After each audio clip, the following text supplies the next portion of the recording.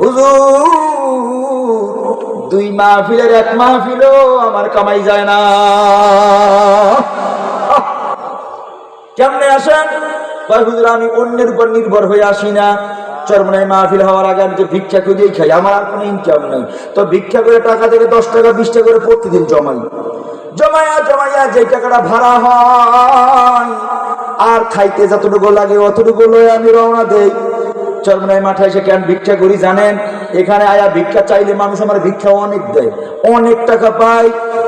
হুজুর নিজের জন্য নয়,